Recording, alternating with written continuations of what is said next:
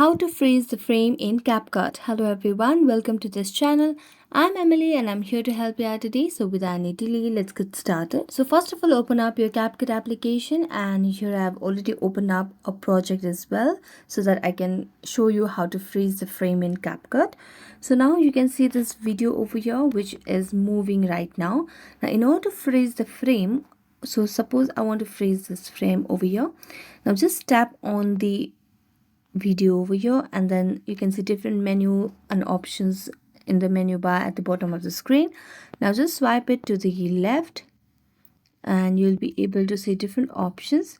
So just swipe it until you see the option of freeze. So here you can see the option of freeze over here. So just tap on the freeze option where you want to freeze the frame.